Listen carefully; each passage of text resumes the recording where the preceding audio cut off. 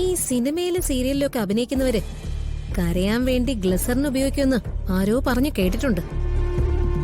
ഇനി ഈ കള്ളക്കരച്ചിലിന് കുറച്ച് ഗ്ലിസറിൻ മേടിച്ച് ബാഗിൽ വെക്കാം. ഞാൻ ഗൾഫിലോട്ട് പോണത് വരെ ഇവിടെ അടക്കോ ഒതുക്കോ ഒക്കെ ഉള്ള ഒരു കുരിപ്പായിരുന്നു. ഞാൻ തിരിച്ചു വന്നപ്പം വേഷത്തിലൊക്കെ വലിയ പത്രാസ്.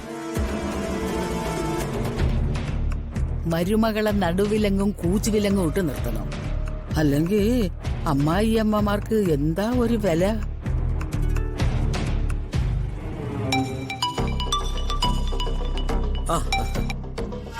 പ്രിയേ, നീ വീടെത്തിയോ? എത്തി. അവരെന്നെ കയറ്റത്തില്ലായിരുന്നു. ഒടുവില് ഞാൻ പെരിയാർ ഒഴുകുന്നത് പോലെ നിന്നങ്ങ് കരഞ്ഞു.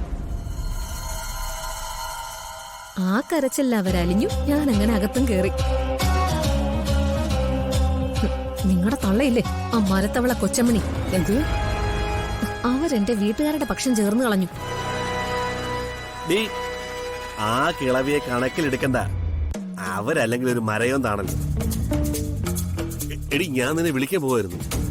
കേരള രാഷ്ട്രീയത്തിലെ ഇന്നൊരു വെള്ളിടി മുഴങ്ങും, ഒരു കൊടുങ്കാറ്റ് വീശും. വെള്ളിടിയും കൊടുങ്കാറ്റോ?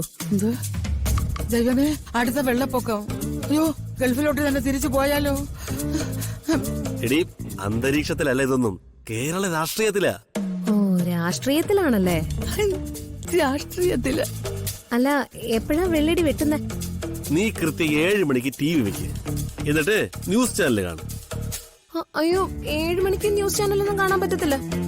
7 മണിക്ക് എനിക്ക് സീ കേരളത്തിലെ അകലെ സീരിയല് കാണണം. അവളുടെ ഒരു സീരിയല്. എന്നാ പിന്നെ നീ സീരിയല് കണ്ടിട്ട് ന്യൂസ് ചാനൽ കാണും. ഇടി, വലിയ സംഭവം നടക്കാൻ പോകുന്നേ. ഞാനിപ്പോ അനന്തപിള്ള സാറിന്റെ വീട്ടില, ഭയങ്കര ബിസിയാ. രാഷ്ട്രീയ ചർച്ചകള്, ഡിസ്കഷൻസ്, മൊത്തം പൊളിറ്റിക്സാ. ഞാനേ പിന്നെ വിളിക്കാം കേട്ടോ. ശരി ചേട്ടാ.